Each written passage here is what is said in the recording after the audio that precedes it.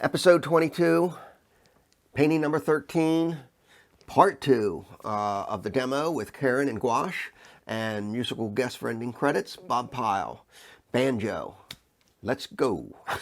Hey.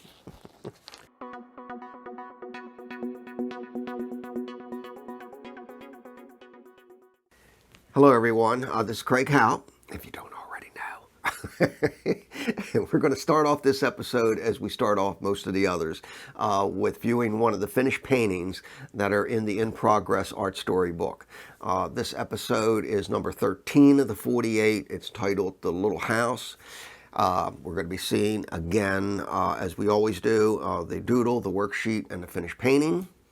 Then once we do that, we'll be back here and then get ready to go down and visit Karen for her demonstration on gouache. Yo, Bob. I didn't even have to call you. Thank you. This right here, circled in red, this is the doodle I'm using for painting number 13 of the 48. And here, folks, is the full-size 8x10 pencil worksheet.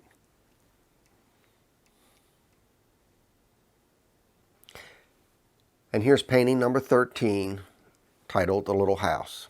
Oil on canvas, 8x10.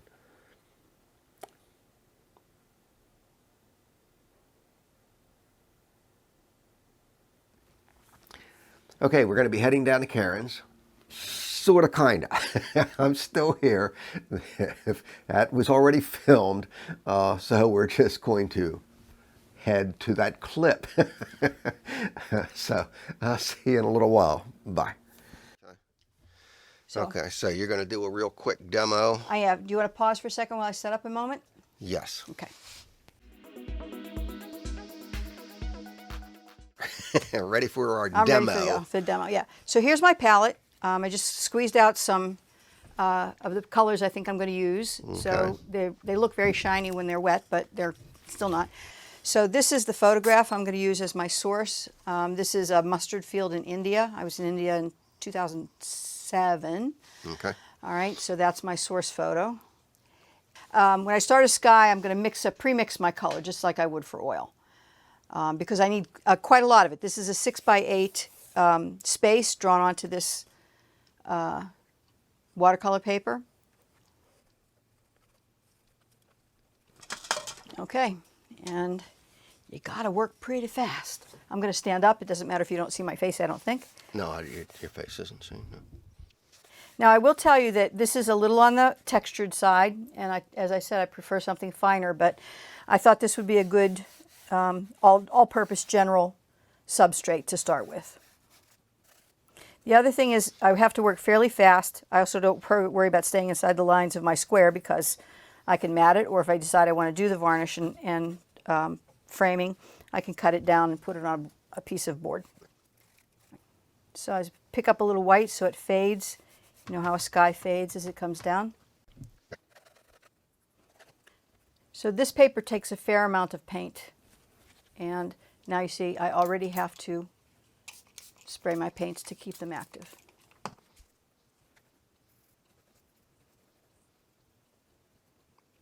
Yeah, you're getting real thick in some areas going over it. When it dries, will this crack if it's too thick? Not this thick, this is okay. But if you tried to get it as thick as like I showed you on the oil paintings, it will definitely crack. Okay.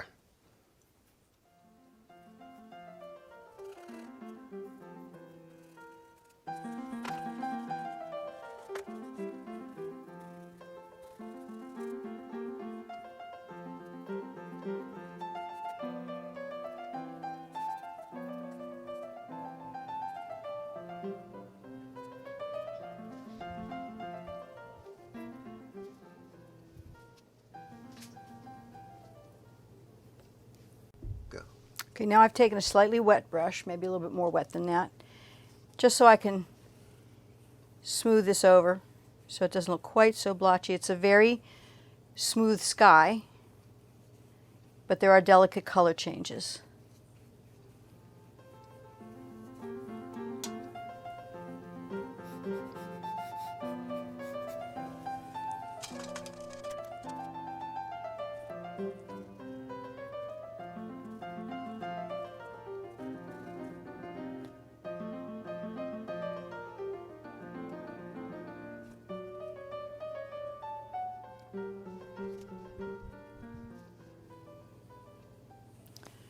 So if I can point out something here, you'll notice as I'm pushing in these background trees, especially on this one, as I push, the gouache is still wet, so I get a little blend there. That's a very oil painterly thing.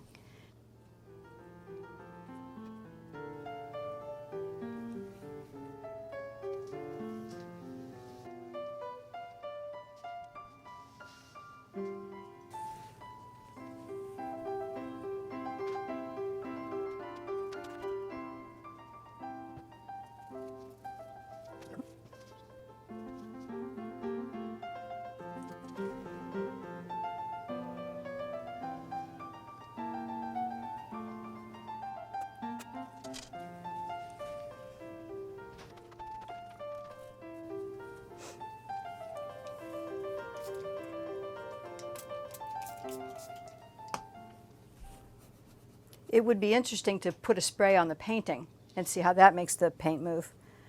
But because this is watercolor, you can already see, watercolor paper, you can already see it buckling a little bit. Yes.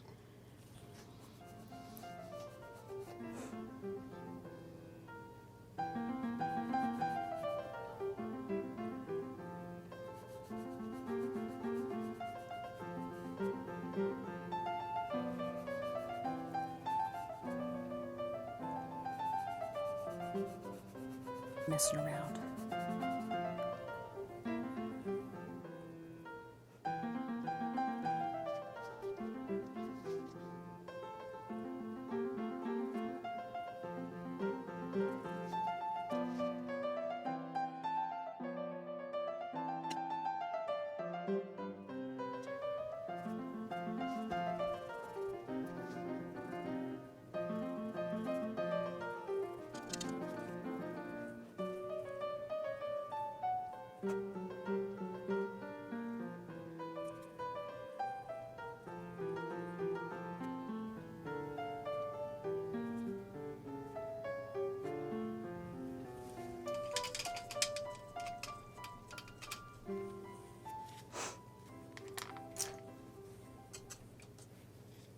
The funny brush.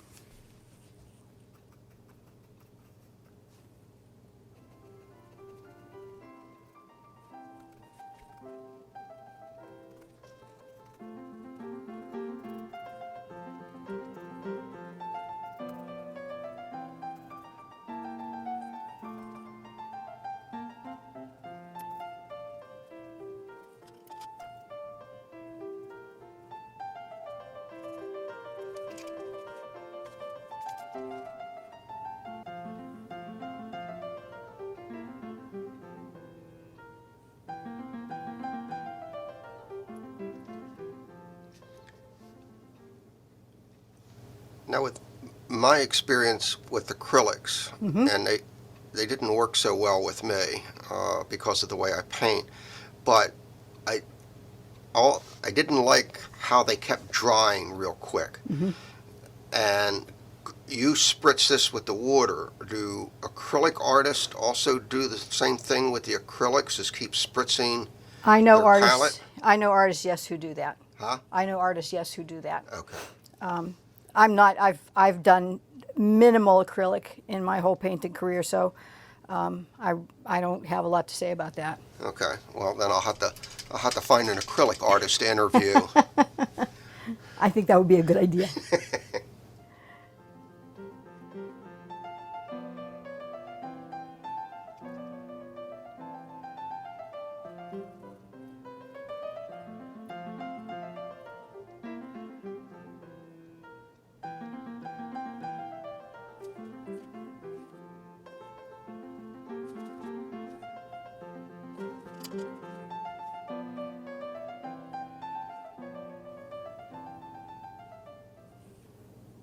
Notice sometimes I'll just pick up a drop of water on the palette just to loosen up my brush.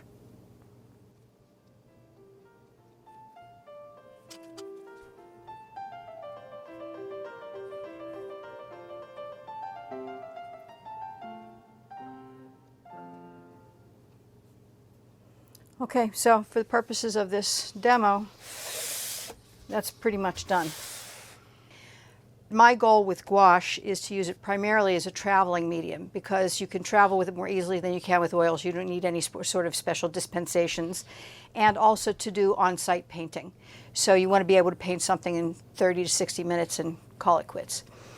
And that's pretty much how I do it. Thank you, Karen.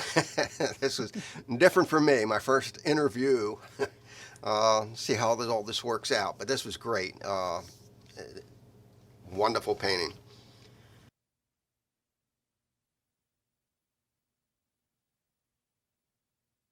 Okay, we're back. Well, kind of back. At least from the film clip, we're back. First off, I'd like to thank Karen for allowing me to visit her studio and watch her and interview her working with the gouache. Concerning this episode's demo, what you saw was 24 minutes of filming that I had to edit. I had to splice it, clip it, cut it, move it, speed it up, slow it down, all to get it into about 9 minutes. So this was an edit test, to say the least. It was my first time working in this particular area of the editing program called the timeline, as opposed to the editing window. It's not uncommon that people that work with us all the time to work in the timeline. It was just my first experience in working in this area, and I had to, in order to do all this type of editing to this interview. And with the interview, I'd also like to thank Karen for all the prep work that she did, what she was going to say, what you're going to do, getting everything prepared.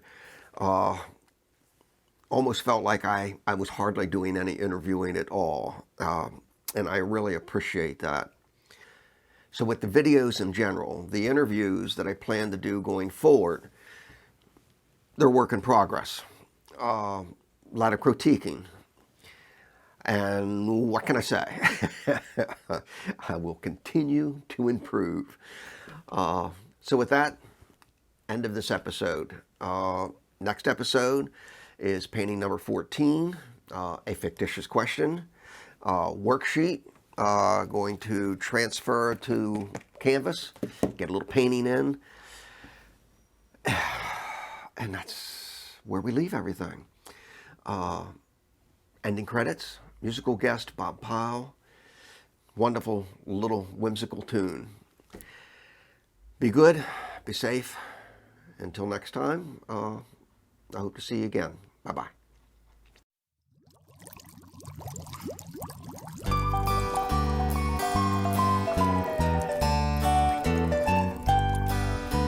Seaweed is a vegetable grown in the briny depths. The sailors called it seaweed 'cause it got stuck in their nets.